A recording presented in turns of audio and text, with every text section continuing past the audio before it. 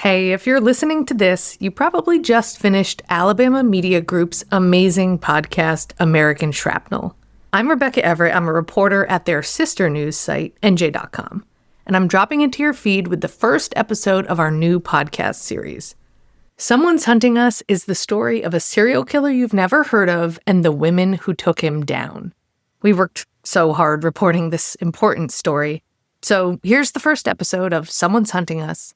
And if you like it, follow us on Apple Podcasts, Spotify, or wherever you get your podcasts. This podcast contains some gruesome descriptions of violence. Listener discretion is advised.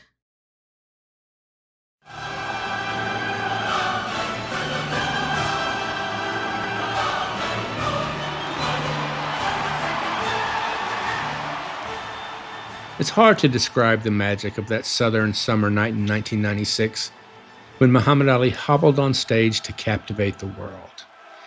He was weakened by Parkinson's, diminished in a lot of ways, but still the greatest. He struggled, but lit the cauldron to open Atlanta's Centennial Olympic Games.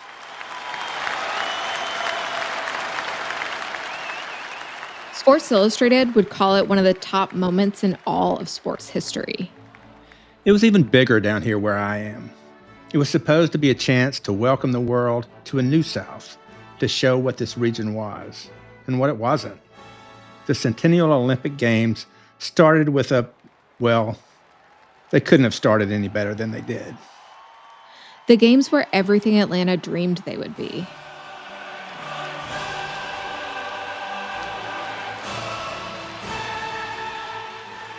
And then, a few days later, the unthinkable happened. A little after 1 a.m. on July 27th, 1996, Atlanta police got a phone call. A warning. There is a bomb in Centennial Park. You have 30 minutes. That phone call was a lie. They would, in fact, get only 20 minutes. As a band called Jack, Mack, and the Heart Attack jammed in a Centennial Park packed with people, it really happened. Wow. It was a huge pipe bomb, unprecedented, 40 pounds, detonated by a wind-up clock and built to kill hundreds.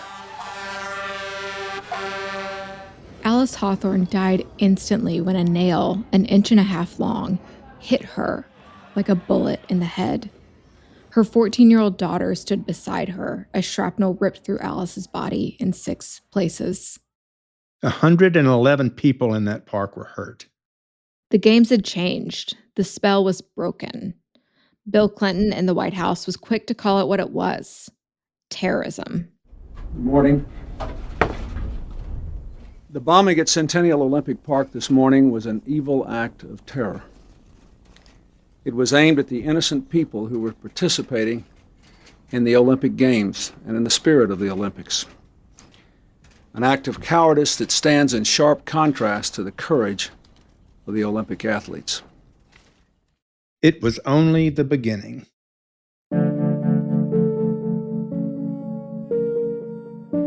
And that's when the bomb blast went off and it hit me. And the blood was still on the wall. It never came off.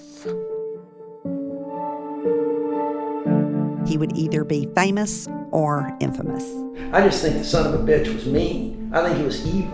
He was either going to do something great or he was going to do something that was just going to shock the hell out of everybody. There's no way he was not somehow assisted in his years on the run a little bit. We were looking around for people with military training, anti-government views, and we had easily, a dozen suspects who fit all those things.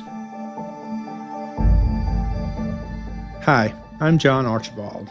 I'm Becca Andrews, and this is American Shrapnel, the story of a homegrown serial bomber and the influences, the philosophers and preachers, the terrorists and thieves that radicalized him, and God knows how many others.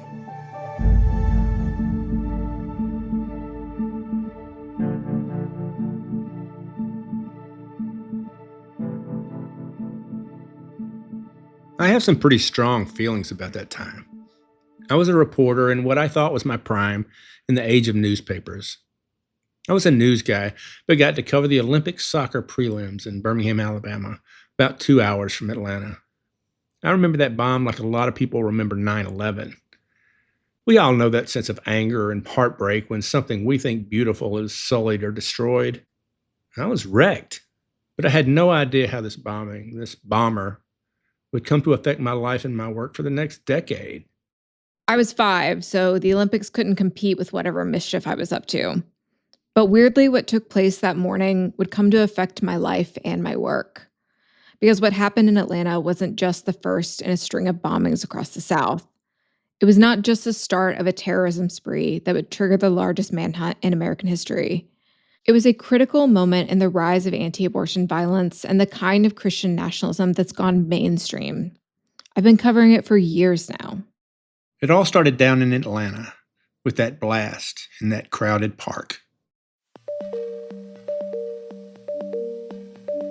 This is David Namias, former U.S. Attorney in Atlanta and former Chief Justice of the Georgia Supreme Court. He set his bomb, which was the biggest pipe bomb the FBI had ever seen, and it had a steel plate like all his bombs did to direct the blast. And it was packed with shrapnel. He actually put the nails end to end so that he could get more on there. It could have been a lot worse. A lot more people would have died if not for dumb luck, drunk kids, and a slandered security guard named Richard Jewell. I think there were about 10,000 people in that pit area in front of the stage. And so, the clear design was to shoot shrapnel kind of through a crowd of people. But between the time he left the bag and the time Richard Jewell spotted it, this group of kids who were working at the Speedo tent came by. They had been drinking, and they saw the backpack. Some of them thought it might have something they could steal or some alcohol in it. And one of them kind of kicked it, and it tipped over. And so it tipped on its back, and most of the shrapnel shot up instead of out. But for that, you might have had 1,000 people injured and 100 killed. People don't even realize they could have been saved from death or dismemberment by the Speedo boys. And we have to talk a little about Richard Jewell here. He was a former cop working the Olympics as a security guard. He spotted a suspicious bag and called it in. At first, he was hailed as a hero, but man, it turned quickly. Jewell had some squirrely things about his past. I mean, he'd been in law enforcement. He was clearly kind of a wannabe officer. He was over aggressive in places. He had been fired, I think, from a job at Piedmont College and had ended up and then kind of posed or presented himself as a cop in an incident where he was living. He had asked some questions about the tower, about whether or not, it could withstand an explosion, as I recall. So there were some things that were unusual. Investigators seized on all that. It reminded them of a case at the '84 Olympics. A disgruntled LA cop planted a pipe bomb so that he could be the hero that found it. But at the end of the day, Richard Jewell was not the bomber. He really was a hero. And his reward was that he lost his job and reputation. Richard Jewell, the man the FBI and the media zeroed in on as the principal suspect in the Atlanta Olympic bombing, says it's all a lie. He later ended up getting settlements from news agencies that had called him a bomber, including CNN and NBC. It's a sad story. He died really young. They put a memorial to him in Centennial Park, near the one for Alice Hawthorne. But as investigators focused on Jewell, the real bomber slipped away. The feds started out looking for people with extremist views that might hate cops or the so-called New World Order. They found hundreds who fit that bill in Georgia alone. They were looking for a needle in a stack full of needles. They issued a call for photographs and videos taken in Centennial Park before and during the bombing. I think we had like 12 or 13,000 sets of photos and videos that you had to try to pieced together to figure out who was where. And there was this room where they had kind of printed stuff out and created a 3D background, where you'd get one family's pictures here and you'd see some people in the background and then realize, who are those people and identify them from another set of pictures. It was great work. Didn't actually produce too much. All that effort produced was one blurry image of a man sitting on a bench on the spot where the bomb was placed. NASA enhanced it, and the feds estimated the man's height and weight and took note of his clothes: cargo shorts, hiking boots with socks, and a t-shirt. They were pretty sure it was the bomber, but it didn't much matter. He was unrecognizable. The feds didn't know his name, so they gave him one. We had a wanted poster that just said, looking for Blob Man, because it was just a black blob. The Blob Man. Unknown, dangerous, and still out there. Things were dark, and the search was going nowhere. And then 2 more bombs went off.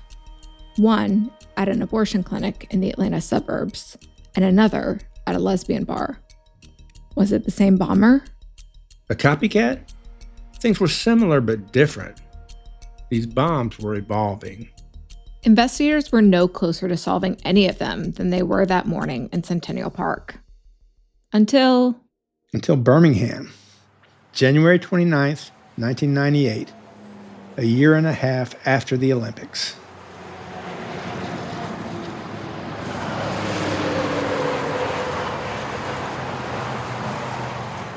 In 1998, Chris Edson was in grad school at UAB, the University of Alabama at Birmingham. He was newly married, studying occupational therapy, and he had a routine. Each day, he dropped his wife off at the VA and parked on the hill above campus. Each day, he made the trek down to class, passing the New Woman, All-Women Clinic and protesters he had come to recognize. This was part of my routine every day. So I looked back over my shoulder, checked for traffic. When I was essentially off the intersection of 10th Avenue and 17th, and that's when the blast happened. And the shock of it blew my clothes back. Like a hurricane strength wind gust. It was like that startled me. And then all that's like time seemed to slow down at that point. I heard glass crashing to my left, split second after that. So I turned and looked, and the Ronald McDonald House was across the street at the time, and I guess shrapnel from the explosion had hit glass and had knocked out a window. And then immediately I looked back to the right.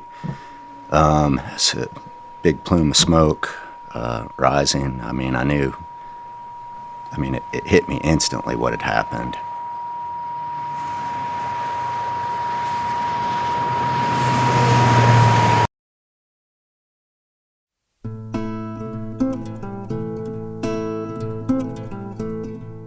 We are, perhaps, getting a little ahead of ourselves. Maybe we should back up and set the stage just a bit. The geography and the context will be important here. Absolutely. Birmingham is a rusty old steel town, and its downtown sits in a bowl of a valley on the north side of Red Mountain, where they used to dig for iron ore. On the mountain stands Vulcan, the city's symbol, the world's largest cast iron statue. He is the Roman god of the forge, and he looks over the city. At the foothills of Red Mountain, between UAB and Vulcan, is a quirky neighborhood known as Southside. Back then, it was home to several women's clinics. In 1988, the anti-abortion group Operation Rescue targeted Birmingham for protest. Greg Garrison covered years of conflict as a reporter for the Birmingham News. It was hundreds of arrests, and it took hundreds of police officers to handle it, so it was a huge story.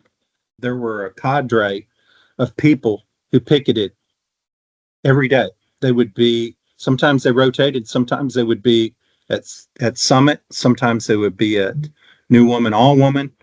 The owner of the New Woman, All Women Clinic was Diane Durzis, who became the local face of abortion rights and a lightning rod.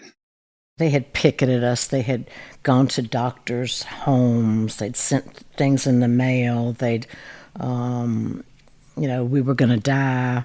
We should die for killing babies. She was really tough as nails. She was really a tough lady.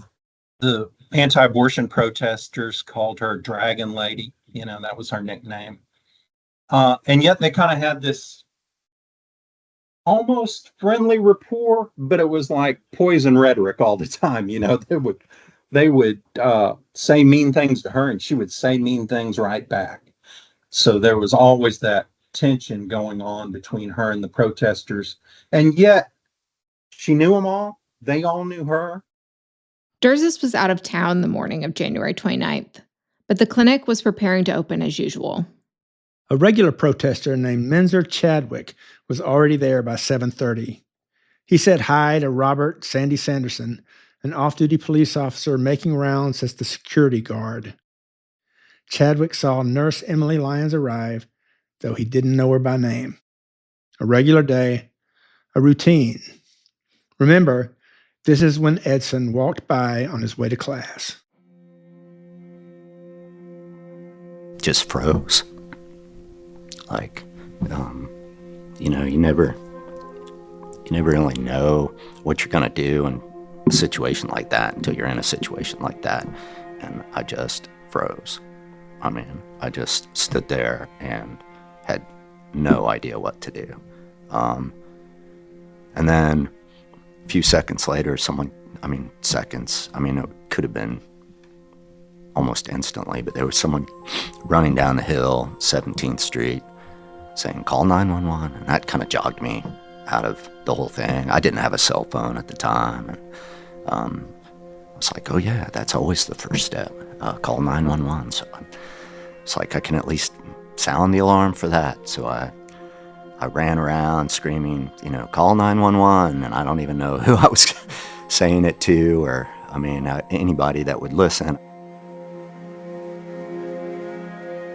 He watched a protester, probably Chadwick, pack up his placards and go. He remembers things he'd like to forget. It's hard to describe, bewilderment, shock. And that's when really it started to fully set in. I saw Emily Lyons at that point. She's curled up with her, she's facing the door, so her back was to the street. She's fetal position. I could see that her legs were burnt and that her clothes had been blown off at her legs. And I realized the debris, part of the debris was clothing, blown into almost like confetti everywhere, mixed in with, rock and dirt and metal. We don't mean to be grisly, and neither does Edson. He describes things that disturb him, even a quarter of a century later. But it's important to know how horrific and indiscriminate these bombs could be. And then I saw Sandy Sanderson. It was gruesome. He had, I couldn't tell. It took me a second to realize it was a person. And I didn't know, I couldn't tell it was a man or a woman. Seeping chest wounds, his face was just unrecognizable bloody mess.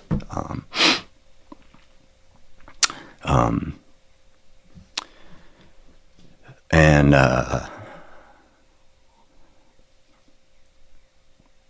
at some point he sat up too and spewed up blood. He did not. He did not appear to die to me right away, or it was almost instant. I don't know. He sat up, and I turned away.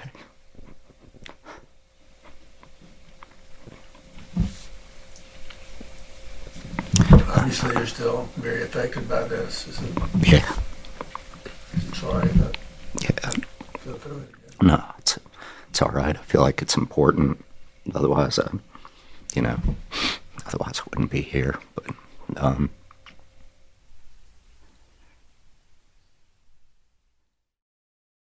Edson can describe what happened after the blast. But what happened before? How did it get there? The bomb, we now know, was hidden in monkey grass near the clinic door. It was built in a tackle box and camouflaged with plastic leaves, but it still caught Sanderson's attention. Durzis and Scott Morrow, then the head of clinic security, piece it together. The reason he got out of his car is to protect Emily. He was waiting for somebody to get there, and he got out of his car, and he walked up the sidewalk, and there's a side stairs there. That Emily came up the side stairs, and then Sandy walked up from the front and saw the plant. She parked her car and she was walking to the door to key it in. And at that time, he evidently saw the potted something that wasn't there before and leaned down with the stick. She comes in the driveway, comes up the stairs and is looking at, turning the key and looking at Sandy, who's poking the bomb. But that's when the game was up.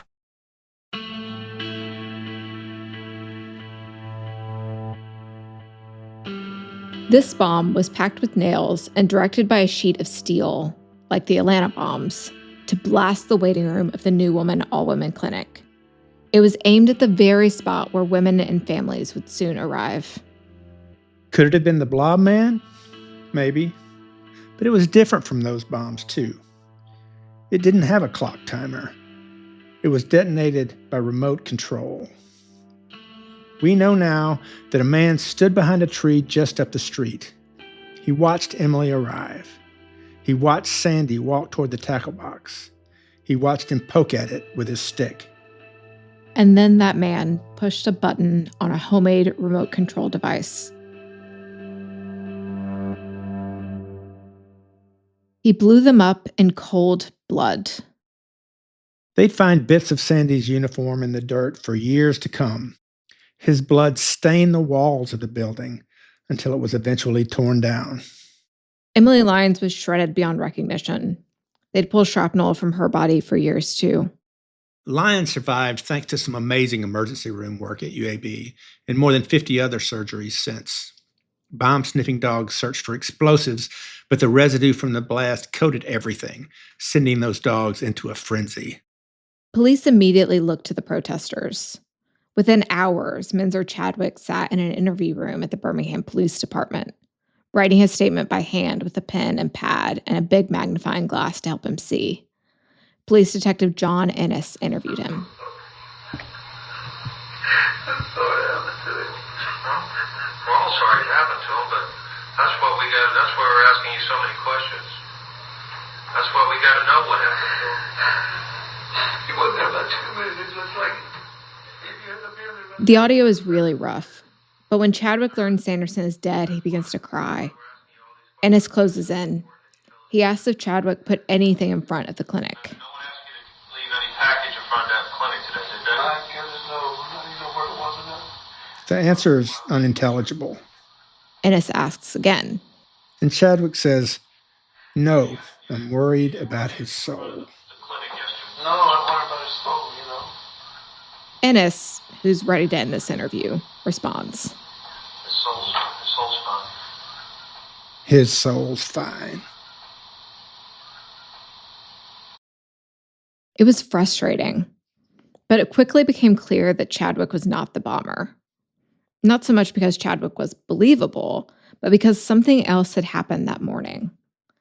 Let's go back to the moment of the explosion. To that man hiding behind a tree. He stood in the shadows and executed his victims with a push of a button, and then he slipped away. The remote trigger made this bombing different from those in Atlanta. There was another big difference. A young man who to this day refuses to acknowledge publicly that he is a hero. Jermaine Hughes. Jermaine Hughes.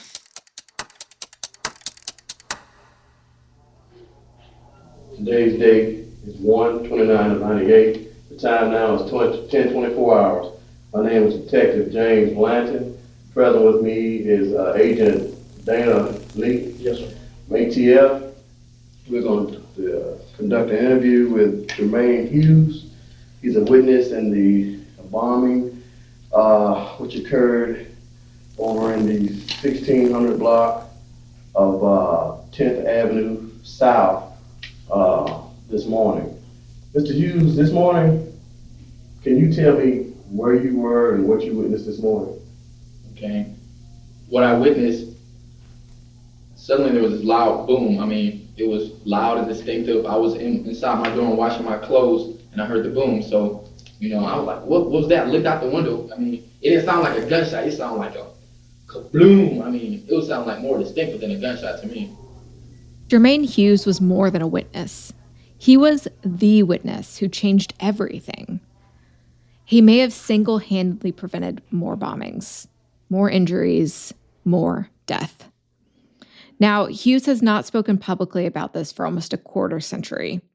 He had not responded to multiple interview requests for this podcast, so the tape you hear is from his interviews with the police. It's remarkable. He was a UAB student washing his clothes at his dorm when the explosion occurred. He heard the blast and looked up. People were running toward the smoke that curled up from the clinic. One man was walking away. Hughes described a man in a black hat with long dark hair that might have been a wig. He wore an army jacket and carried a book bag that seemed suspicious. When the man took off in the other direction without ever looking back, Hughes was sure something was wrong. To me, I thought it looked kind of weird because this guy, it's just like he was just walking. He didn't turn around to see what happened because this boom, I knew if it was that loud on the inside, how loud it must have been on the outside. A lot of people would have just wondered about that, or maybe told the police later. Jermaine did something different. Upon looking at, and I seen him, keep on walking. And so, I don't know what made me do this, but I was just like, this guy looks strange. That was my first thought. Jermaine left his clothes. He left his dorm, and he followed, at first on foot and then in his car, hoping against hope his leaky transmission would hold up. So this part is really amazing to me. I mean, at that point, I would have just said the hell with it and gone home, convinced myself I was acting crazy. But he followed the man through the neighborhood of Birmingham Southside, up the mountain by the statue of Vulcan. Hughes kept his distance, hoping he wouldn't be seen. I don't think he saw me because it was just the way I just never really came up on him and just like trying to look at his face like that. I was just like off back in the distance like an observer, just observing. He just kept on walking. It was hard. The guy ducked behind apartments and came out looking different than he went in. He pulled clothes out of a plastic bag. He lost a wig and put on dark sunglasses. Hughes described a backpack that at times looked empty and at times looked full. Once, not for the last time, Hughes simply lost the guy. This is Mike Wisnant, who had become lead prosecutor on this case. Jermaine Hughes drives by. He sees a guy about the same size walking through the parking lot and going onto the sidewalk and going easterly direction. But he notices that he doesn't have an army jacket on any longer, and his hair is shorter, but he's still got a cap on, and he's got a black backpack, but he's also got a blue bag. And after a moment, he realizes this is the same guy. He can tell by the way he's walking and his height and size. So by this time, Jermaine gets a little ahead of the guy. And again, fairly narrow streets. And Jermaine pulls his car over and gets out and lifts the hood like he's having car trouble. Like we looked at each other just for a second, and then he just kept on walking. Hughes knew he needed to tell the cops about this. Cell phones were rare then. The world was a different place. So he tried to get help from people in the neighborhood. He sees two ladies that are coming out of their house to get in their car. And he gets out of his car and he goes up to them and says, I need your help. I need you to call the police. They're somewhat skeptical of this young man, this African-American young man who's come up to them. They're Caucasian. And they say, well, we'll call the police when we get to work. It happened over and over. He got a man to roll down the window to talk to him. And I stopped. I said, hey, man, could you stop for a second? And I said, it's important. I saw there was an explosion over there, and I'm following this guy, and I don't know anything about it. I mean, I don't know if this was the right situation or not, but I was like, could you call the cops and tell them, like, just tell them to start, like, you know, like, just look in this area, in this area. He was just like, I gotta go to school, I gotta go to class. And just drove off. I'm like, oh, come on now. But he kept at it. There's some static on that tape, but you can hear that Hughes was still wired during that interview, just hours after the bombing. He was pumping with adrenaline, as he had been when he again hopped out to ask a woman in a blue car to call the cops. I like put my hands up, you know, so she wouldn't know I was gonna rob her, and I was like, ma'am, can I talk to you like this? And she was like, you know, slowly, like, I was like, and I told her the situation like as fast as I could. I mean, like, this building blew up and I followed the guy, and I think this guy did it. And then she was like, well, you can keep following him if you think he did it. And then, I mean, I couldn't find him.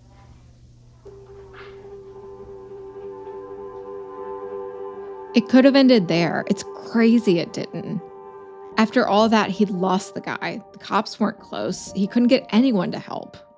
He drove to the top of Red Mountain, right above the city limit sign separating Birmingham from the suburb of Homewood. He stopped at a McDonald's and called the police himself. He told the dispatcher his story. As he talked on the phone, a man eating his breakfast, Hughes would later describe him as the man in the suit, began to pay attention. That man was a young law student named Jeff Tickle. He'd ordered hotcakes and sausage and a cup of coffee, and he heard Hughes, still talking on the phone, yell, That's the guy right there, that's the guy right there.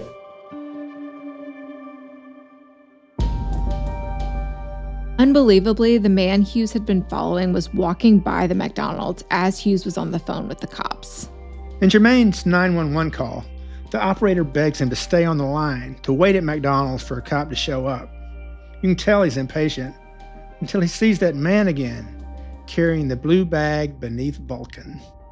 As Hughes frantically tried to describe the suspect, Tickle, the man in the suit, jumped in to help. The prosecutor, Mike Wisenant, kept a record of it. As he's on the phone, he looks out there and he sees the guy walking down the street on the other side. And he says to the lady on the phone, he said, wait, there he is. I see the guy. He's walking down the street on the other side of the street over there. And at that time, there was an attorney there named Jeff Tickle. And he overhears the conversation, and he starts trying to help Jermaine describe what the guy's wearing and what he looks like. Tickle is now a Republican circuit judge in Lee County, Alabama, home to Auburn University. He is reluctant to talk about the case. He worries that it could cause problems if his memory differs from what he told police in 1998. So we're relying here on a transcript of his statement then. We'll have a colleague read it. All of a sudden I heard him say, that's him. So I look, and I see a white male walking across the other side of 20th Street, walking south on 20th Street. And he started trying to describe this fellow over the phone, and he was a little bit excited, and he was a little bit tongue-tied, so I kind of helped him out with the description. He had on a green and black plaid shirt that he had rolled up to his forearm, and he was wearing like a dark shirt underneath that plaid shirt that went down to his wrist. And it was black. His appearance was very neat. His shirt was tucked in. Everything about him was very neat. I roll my sleeves up. I kind of wad him up. His sleeves were folded, rolled up to his forearm. And the operative says, stay right where you are. We're sending cars to your location right now. Hughes waited as long as he could bear it before he took off, and now both he and Tickle were out searching for this guy.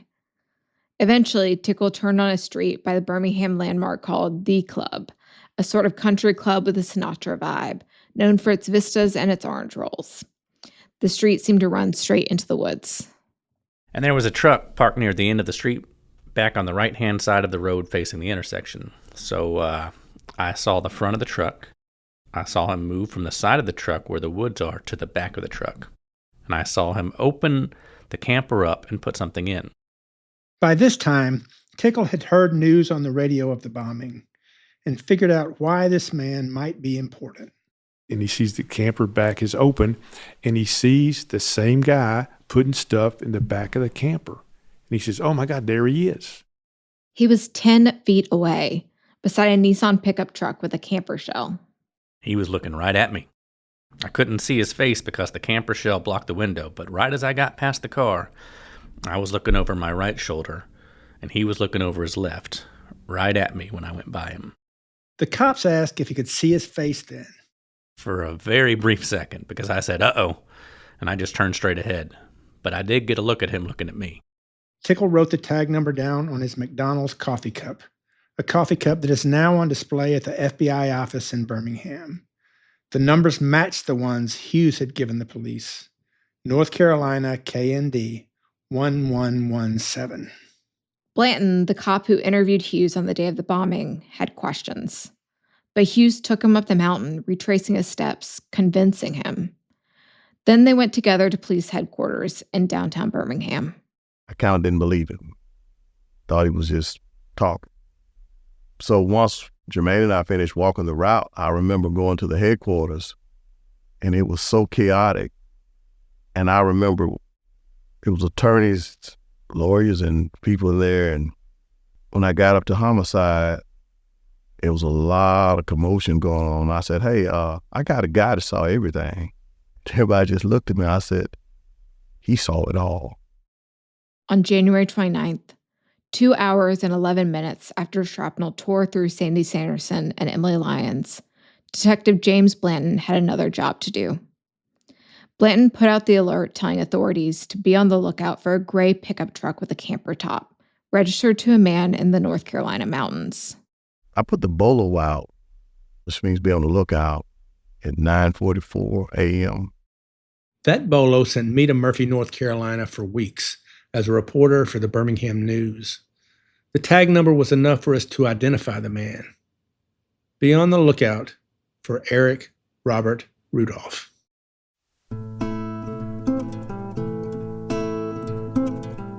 But there was still so much that nobody knew. This season on American Shrapnel. And I remember when the feds were sending a robot in through the front door. And I remember they took off running. It was stuff that like folklore is made of. The setting could not have been more perfect for this kind of story. You're in the mountains where his people were like, run, Rudolph, run. I could count 7 mountain ridge lines, and there was no sign of humankind anywhere. There's 500,000 acres here. We have to search all of it. Do I personally believe that he acted alone? No, I do not. And so everywhere around him, surrounding him, engulfing him, were these radical views that he adopted that became part and parcel of who he became. I see Eric as sort of at the intersection of patriot militia lifestyle, of supremacist ideology, and anti-abortion zealotry. The hair on the back of my neck stood straight up, and my knees knocked so hard that I was about to answer them. That's how nervous I was. Because here I am standing in front of an individual who was responsible for the 1996 Atlanta Olympic Park bombings.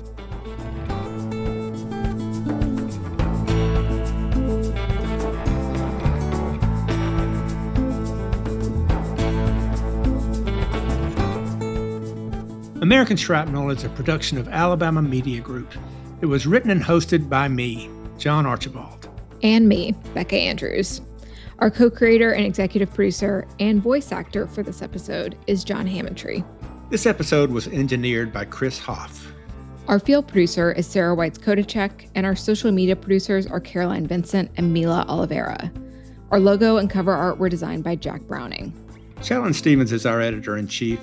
Consulting producers Dan Carson and Ashley Rempis provided valuable feedback. The song you're hearing right now is Birmingham by Beth Thornley and Rob Cairns. Special thanks to David Namias, Chris Edson, Greg Garrison, Diane Durzis, James Blanton, Scott Morrow, and Mike Wisnant. Thanks also to Catherine Oseas Champion and the Birmingham Public Library. If you like our show, please leave us a rating and review and follow us on Apple Podcasts, YouTube, or your favorite podcast app. Thanks for listening.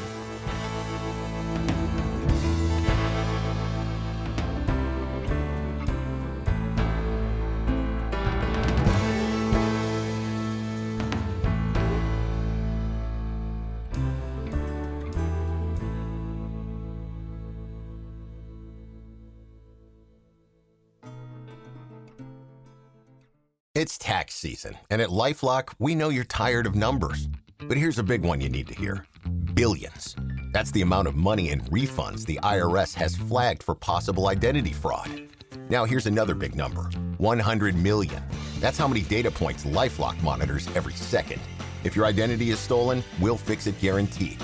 One last big number. Save up to 40% your first year. Visit LifeLock.com/podcast for the threats you can't control. Terms apply.